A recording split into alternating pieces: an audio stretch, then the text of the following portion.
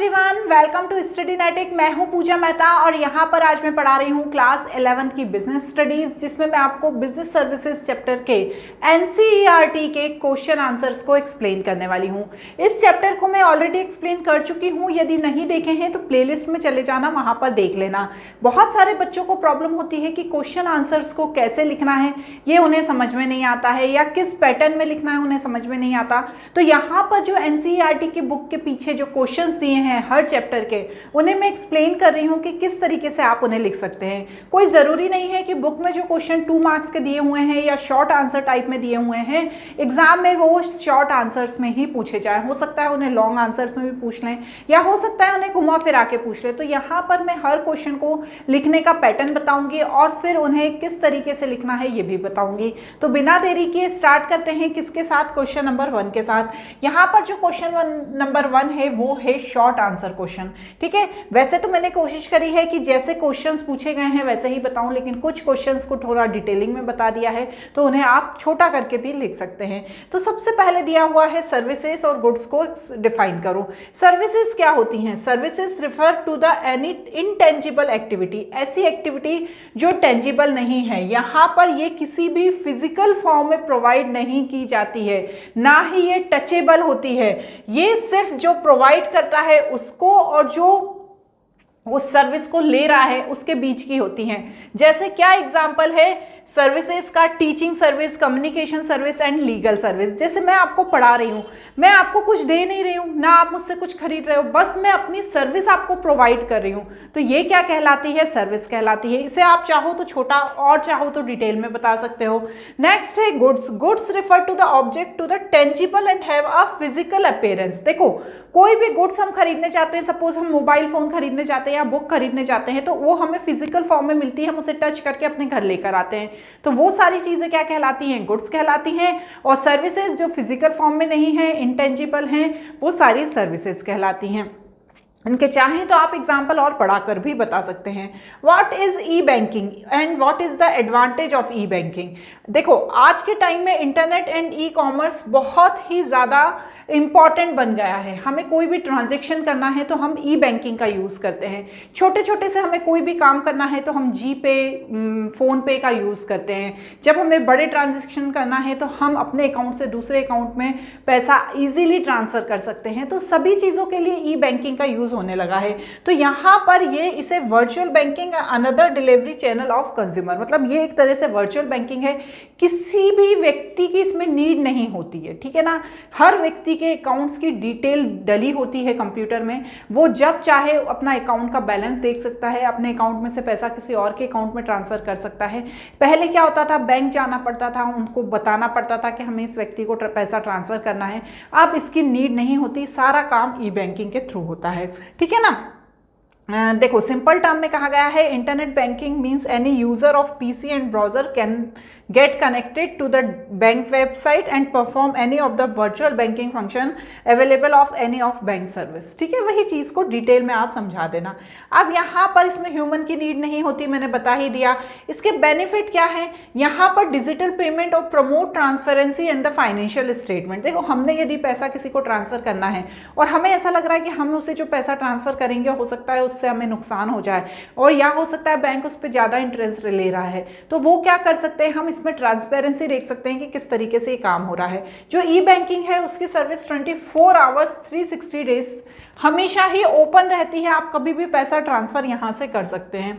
It indicate the sense of financial discipline by recording each and every transaction. यहाँ पर क्या है, आप हर ट्रांजेक्शन का प्रॉपर रिकॉर्ड रख सकते हैं। Consumer can make some of the permitted transaction for office, house and while travelling of the mobile telephone. ठीक है ना, यहाँ पर सिर्फ वो ये भी बता सकता है कि सिर्फ इन ट्रांजेक्शन्स को ही ऑनलाइन ट्रांजेक्शन होंगे, बाकी कुछ ट्रांजेक्शंस हैं वो ऑनलाइन नहीं होंगे, तो वो ये इसकी सर्विस को सेट कर सकता है। ठीक है ना। Right the note of the various telecom service. देखो, ये बहुत इंपॉर्टेंट है। बहुत सारी टेलीकॉम सर्विसेज होती हैं, ठीक है। पहली होती है सेल्यूलर मोबाइल सर्विस। देखो, एक आपने देखा होगा बहुत सारे लोगों की छतों पे ऐसे इस तरीके से एक बड़ा सा टॉवर लगा रहता है और उससे आपको नेटवर्क मिलता है, तो उसे क्या कहते हैं? उसे कहते हैं सेल्यूलर मोबाइल सर्विस, जिससे आप कहीं पर भी फ़ोन पर बात कर सकते हैं और अपनी बात को एक से दूसरे तक पहुंचा सकते हैं। तो इसे क्या कहते हैं? सेल्युलर मोबाइल सर्विस, इसीलिए मैंने इसका पिक्चर बना दिया। नेक्स्ट क्या है? Cable service. केबल क्या होती है? इसमें जैसे मेरा ही ये जो डिजिटल बोर्ड है इसमें एक केबल लगी हुई है, तो इस केबल के थ्रू आप नेटवर्क को ट्रांजैक्शन कर सकते हैं या कोई भी एक इंस्ट्रूमेंट से दूसरे इंस्ट्रूमेंट को कनेक्ट कर सकते हैं। तो ऐसी नेटवर्क की केबल लगा दी जाती है आपके किसी भी लैपटॉप में या कंप्यूटर में या कोई भी ऐसी चीज़ जो आपको यूज़ करनी है, तो उसे क्या कहते हैं? केबल सर्विस कहते हैं। Fix line service. Fix line service क्या होती है? जैसे ये टेलीफोन के लिए यूज़ होती है, ठीक है ना, टेलीफोन के लिए फिक्स रहती है ये। जैसे आपके घर में यदि टेलीफोन है तो आपको एक ऐसा वायरिंग दी होगी और उसमें से 2-3 वायर लगे होंगे, एक टेलीफोन के लिए यूज़ हो जाएगा, एक आपके इंटरनेट के लिए यूज़ हो जाएगा। तो ये क्या होती है? फिक्स लाइन सर्विस होती है। ये कनेक्टेड होती है फाइबर ऑप्टिकल केबल से। जो पिक्चर बनी है वो फाइबर ऑप्टिकल केबल की बनी है, सॉरी, ठीक है ना। तो इससे ये कनेक्ट होती है, तो इसे क्या कहते हैं? Fix line service. इसको आप डिटेल में एग्जाम्पल के साथ एक्सप्लेन कर लेना। कोई ज़रूरी नहीं है कि जो बुक में लिखा है वही लिखना है, आप नेट के थ्रू भी ChatGPT से सर्च करके अपने वर्ड्स में इसे लिख सकते हैं, ठीक है। इसके बाद क्या है? VSAT service. वीसेट सर्विस क्या होती है? Very small aperture terminal. इसमें क्या होता है? छत पे एक छतरी लगा दी जाती है। पहले कहते थे ना कि छतरी लगी है हमारे यहाँ, तो हम उसके थ्रू कोई भी केबल या कोई भी नेटवर्क को यूज़ कर सकते हैं, क्योंकि क्या होता है, केबल की तो नीड होती नहीं है इसमें सिर्फ एक ऐसा छत पर छतरी लगा दी जाती है और नेटवर्क उससे कनेक्ट होकर हमारे घर में आ जाता है। क्लियर? इसे वीसेट सर्विस कहते हैं। DTH service, direct to home. मतलब ये DTH सर्विस होती है, जैसे हमें घर में टीवी देखनी है या केबल के थ्रू टीवी चलानी है तो हम DTH सर्विसेज लेते हैं। आजकल तो ये चीज़ बंद हो गई है, पहले बहुत DTH सर्विसेज चला करती थी। क्लियर? ऐसे छत के बाहर या घर की दीवार पे ऐसे लगा दिया जाता था। आप explain briefly the principle of insurance with the suitable example. Insurance क्या होता है पता ही है ना आपको। इंश्योरेंस का मतलब क्या होता है कि जब आप किसी चीज़ को सिक्योर करना चाहते हो, ठीक है ना, कोई चीज़ आपने परचेज करी और आप ये सोच रहे हो कि कहीं इससे नुकसान ना हो जाए, आप उसे सिक्योर करना चाहते हो, तो आप उसका इंश्योरेंस करा लेते हो, वही चीज़ इंश्योरेंस सर्विस कहलाती है। Utmost good faith. देखो यहाँ पर जो इंश्योरेंस ले रहा है और जो इंश्योरेंस प्रोवाइड कर रहा है उनके बीच फेथ होना चाहिए। ऐसा नहीं है कि आपने किसी से भी जाके इंश्योरेंस करवा लिया, क्योंकि इंश्योरेंस कराने के भी आपको पैसे लगते हैं, पेमेंट करना पड़ता है। तो यहाँ पर फेथ होना चाहिए इंश्योरर एंड इंश्योरेंस कराने वाले दोनों में। इंश्योरेंस इंटरेस्ट, देखो the interest must have insurable interest in the subject matter of insurance. देखो यहाँ पर इंटरेस्ट जो होता है इंश्योरेंस का वो आपको पे करना पड़ता है, आपको मिलता नहीं है। आपने इंश्योरेंस कराया है, अब जब तक आपने जैसे 5 साल के लिए किसी चीज़ का इंश्योरेंस कराया है तो आपको उसको पे करते रहना पड़ेगा, और वो तब आपको प्रोवाइड होगा जब उस चीज़ का आपको नुकसान हो जाएगा, तब इंश्योरेंस कंपनी उसका पैसा देगी, तब तक आपको उसका इंटरेस्ट प्रोवाइड करना होगा। इसके बाद नेक्स्ट है इंडेमिनिटी। ये कौन सा इंश्योरेंस होता है? ये मरीन और फायर इंश्योरेंस होता है। मतलब जब आग लगने की स्थिति यदि आपकी बनती है, आपका ऐसे एरिया में ऑफिस है जहाँ पर आपको लग रहा है कि यहाँ आग लग सकती है, या आप मरीन मतलब पानी में अपना जहाज़ लेकर जा रहे हो और आपको लग रहा है कि ये जहाज़ पानी में डूब सकता है, तब आप ये वाला इंश्योरेंस करा लेते हो। ये उसको बहुत अच्छे से कवर करता है। आपको पर्टिकुलर, जैसे मुझे यहाँ से मुंबई से गोवा अपना शिप लेके जाना है, तो मैं सिर्फ मुंबई से गोवा शिप ले जाने का इंश्योरेंस करा लूँगा कि यदि इस बीच यदि मेरा जहाज़ डूब जाता है तो इंश्योरेंस कंपनी से मुझे पैसा मिल जाएगा। तो पर्टिकुलर थोड़े से टाइम के लिए कराना होता है, तब हम ये वाला इंश्योरेंस करा लेते हैं।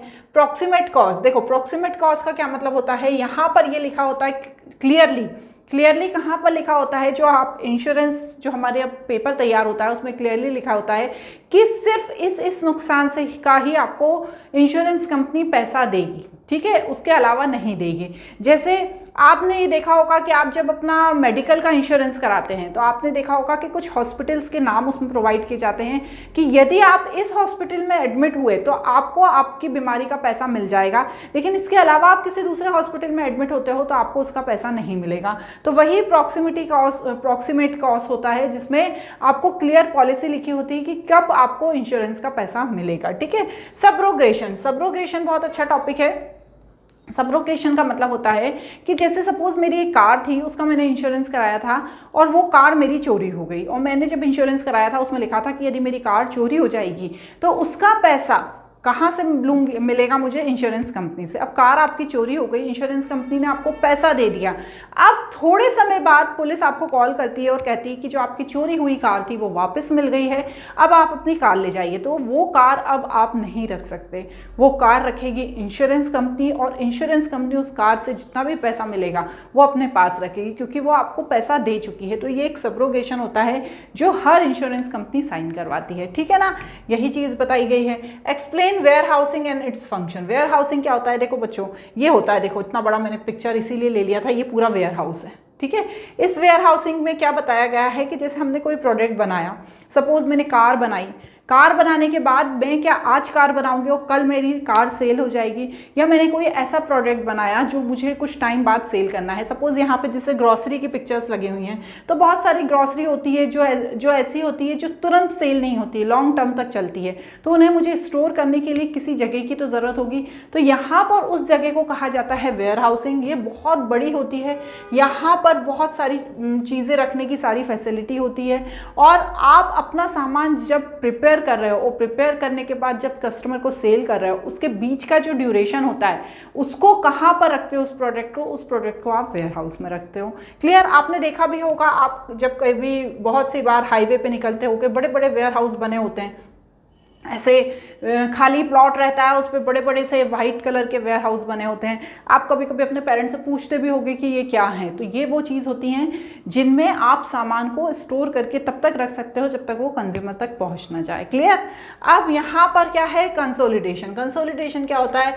यहाँ पर जितना भी सामान है वो रिसीव किया जाता है, उसे स्टोर किया जाता है, और फिर जहाँ दूसरी जगह तक पहुँचाना है, दूसरी जगह तक मतलब जहाँ से वो सामान सेल होगा, ठीक है ना, डायरेक्ट वेयर हाउस से कस्टमर तक पहुँचेगा नहीं, जिस शॉप तक उसे पहुँचाना है तब तक का सारा काम कौन करता है? वेयर हाउस करता है। वहाँ से लेकर जो वेयर हाउस से लेकर जो शॉपकीपर की दुकान तक पहुंचाने का जो काम है, उसके लिए जो गाड़ी लगती है वो भी कौन करती है? वेयर हाउसिंग ही उसका काम करती है।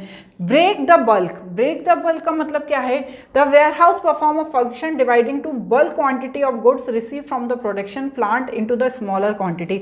जैसे बहुत सारी क्वांटिटी में आपको सामान मिल गया है, अब आपको जो अपने जहाँ से वो सामान सेल होगा वहाँ तक पहुँचाना है, उसे कम क्वांटिटी में भेजना है। तो यहाँ पर ये काम वेयर हाउसिंग वाले ही करते हैं कि ज़्यादा क्वांटिटी से उसे कम क्वांटिटी में बनाना, उसके बाद उसके ट्रांसपोर्ट करके वहाँ तक उसे पहुँचाना। क्लियर? अब क्या है? स्टॉक पिलिंग। स्टॉक पिलिंग का मतलब क्या होता है? The next function of warehousing to seasonal storage goods and selected business goods and raw material which are not required immediately for sale and manufacturer the store in warehouses. They are made available of business depending the customer demand. ठीक है? अब जैसे agriculture है, agriculture में बहुत सारे seeds ऐसे होते हैं जो एक जैसे अभी उन्हें हमने बोया और उसके बाद उसको हमें अगले 6 महीने बाद बोना है, तो उन्हें स्टोर करके रखने का काम किसका होता है? वेयर हाउसिंग का होता है। क्लियर? वैल्यू एडेड सर्विस, यहाँ पर ये अलग से भी सर्विस प्रोवाइड करते हैं, जैसे उस पर लेबलिंग का काम है, पैकेजिंग का काम है, ये काम भी कौन प्रोवाइड करता है? वेयर हाउसिंग करता है। प्राइस स्टेबलाइजेशन, प्राइस को स्टेबल रखने का काम भी किसके पास हो जाता है? कभी कभी वेयर हाउसिंग के पास हो जाता है। क्यों? क्योंकि यदि आपका प्रोडक्ट वो अच्छे तरीके से स्टोर करके रखता है तो आपका प्राइस स्टेबलाइज रहता है। ठीक है? नेक्स्ट है financing. Warehousing owner advance money of owner on security goods and further supply goods credit term of consumer. यहाँ पर क्या होता है? एडवांस में ही वेयर हाउस में जहाँ पर जो प्रोडक्ट बना रहा है उसको जब जमा करता है तो उसका पैसा उसके द्वारा दे दिया जाता है। ठीक है ना? तो फाइनेंसिंग भी यहाँ पर इजी होती है। अब यहाँ पर लॉन्ग टर्म है, वैसे शॉर्ट टर्म वाले भी मैंने आपको लॉन्ग टर्म में ही बता दिए हैं, लेकिन आप उसे छोटा करके भी लिख सकते हो, बस आपका रिवाइज भी हो जाए इसलिए एक बार और एक्सप्लेन कर दिया। What are service? Explain the different characteristics. Service के बारे में बता ही चुकी हूँ मैं क्या होता है अभी ऊपर। इसके क्या करते हैं कैरेक्टरिस्टिक्स? इंटेंजिबिलिटी, मैंने बताया सर्विस को आप छू नहीं सकते। मैं आपको सर्विस प्रोवाइड कर रही हूँ तो ये इंटेंजिबल सर्विस है जिसमें आपको मैं कुछ दे नहीं रही हूँ, बस अपनी सर्विस प्रोवाइड कर रही हूँ। इनकंसिस्टेंसी, देखो यहाँ पर सबसे बड़ी बात है कि जो सर्विस होती है वो इनकंसिस्टेंस होती है। यहाँ पर जैसे कोई सर्विस हम प्रोवाइड कर रहे हैं तो हर कंज्यूमर की या हर जो मेरे से पढ़ाई कर रहा है या जो मेरे से कम्युनिकेट कर रहा है उसकी जो नीड होती है वो अलग अलग होती है। हो सकता है मैं जो चीज़ एक को पढ़ा रही हूँ उसको जल्दी समझ में आ रही है और दूसरे को पढ़ा रही हूँ उसको धीरे समझ में आ रही है।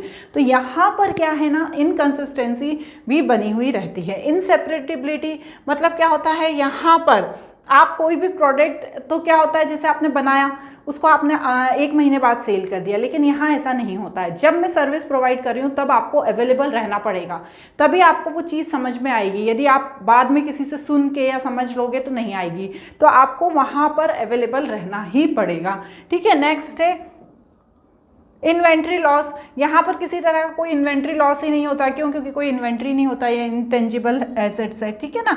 अब इसके बाद क्या है, इन्वॉल्वमेंट। दोनों का इन्वॉल्वमेंट होना ज़रूरी है। जो आपको सर्विस प्रोवाइड कर रहा है उसको भी इन्वॉल्वमेंट होना ज़रूरी है और जो सर्विस ले रहा है उसका भी इन्वॉल्वमेंट ज़रूरी है।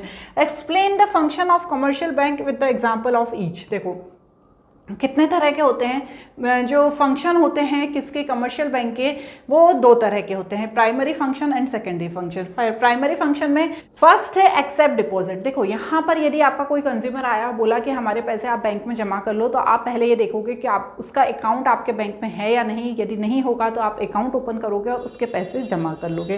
Provide loan in advance. यदि आप कोई लोन वो मांगता है आपसे तो आपको उसको लोन भी प्रोवाइड करना पड़ेगा।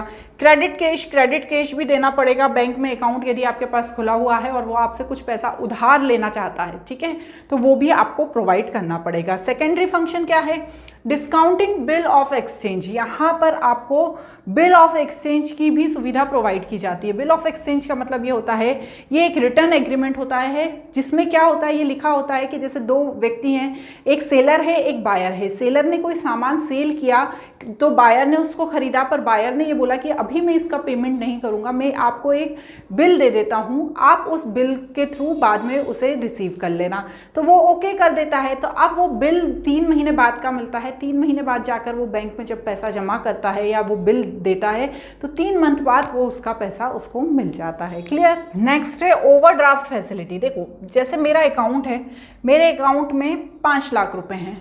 अब मुझे नीड है 5 लाख रुपए की, तो नीड है ही, और मुझे ज़्यादा से ज़्यादा 1 लाख रुपए की और नीड है, तो मैं बैंक से बोलूँगी कि मेरे अकाउंट में हर मंथ 5 लाख रुपए आता है, इस बार नहीं आ पाया है, पिछली बार का 5 लाख पड़ा है लेकिन आने वाला है 5 लाख रुपए, तो आप मुझे 1 लाख रुपए अपने बैंक से ओडी दे दो, ताकि मैं जिसे मुझे 6 लाख का पेमेंट करना है मैं उसे करूँ। और बैंक को पता है कि इनके पास हाँ हर मंथ 5 लाख रुपए आता है, तो वो उसे ओडी की सुविधा दे देती है।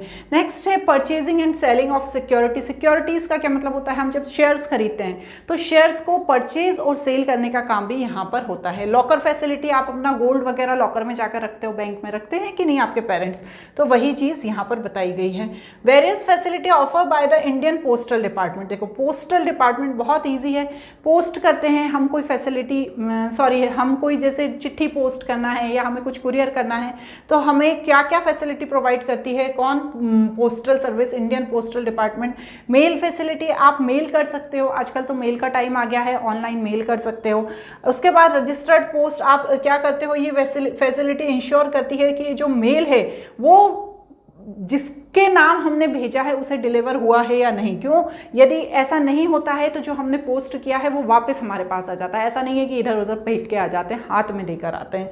पार्सल पोस्ट, आपको पार्सल पोस्ट की भी सुविधा देती है, आपको कोई पार्सल भेजना है, कोई सामान भेजना है। स्पीड पोस्ट, जैसे मुझे कोई इमरजेंसी में राखी भेजनी है, मेरे ब्रदर को 2 दिन बाद राखी है, यदि मुझे राखी इमरजेंसी में भेजनी है, मैं भेजना भूल गई, तो मैं उसे स्पीड पोस्ट के थ्रू भी भेज सकती हूँ। कुरियर सर्विस भी प्रोवाइड करता है, आप एक जगह से कोई भी चीज़ दूसरी जगह भेज सकते हैं। अब है ये लाइफ इंश्योरेंस, जिसमें हम अपनी लाइफ को लेकर इंश्योरेंस करा लेते हैं कि भैया यदि हमारी इस एज के बाद डेथ हो जाएगी तो उसका पैसा, हमारी इतना पैसा जितने का भी आपने इंश्योरेंस कराया है वो हमारी फैमिली मेंबर को मिलेगा, जिसको हम नॉमिनी बताते हैं। लाइफ इंश्योरेंस होती है endowment life insurance policy, second है children endowment policy, whole life policy, annuity policy, joint life policy, fire insurance होता है सेकंड। पहला था लाइफ इंश्योरेंस के ये टाइप थे, सेकंड था फायर इंश्योरेंस। यदि आपको लगता है कि यहाँ पर आग लग सकती है तो आप पहले ही फायर इंश्योरेंस करा लोगे। उसके बाद है मरीन इंश्योरेंस, ये पानी के लिए होता है, इसके भी टाइप देखो यहाँ पर बताए हुए हैं। और उसके बाद जो लास्ट क्वेश्चन है वो है वेयर हाउसिंग। वेयर हाउसिंग को मैं एक्सप्लेन कर चुकी हूँ। टाइप होता है private warehousing, public warehousing, bonded warehousing, ठीक है, एंड गवर्नमेंट वेयर हाउसिंग। ठीक उसी तरह अभी हमने फंक्शन भी पढ़े हैं, consolidation, break of the bulk, stock pulling, value added service, और लास्ट है प्राइस स्टेबलाइजेशन एंड फाइनेंसिंग। इसको हम अभी ऊपर समझ चुके हैं। तो लास्ट के जो क्वेश्चंस थे वो मैंने थोड़े से ही एक्सप्लेन किए। यदि आप इन्हें डिटेल में देखेंगे तो आपको समझ में आ जाएगा। यदि आप इसके नोट्स चाहते हैं तो मेरे ऐप स्टडीनेटिक को डाउनलोड कर लेना और वहाँ से इस पूरी PDF को ले लेना।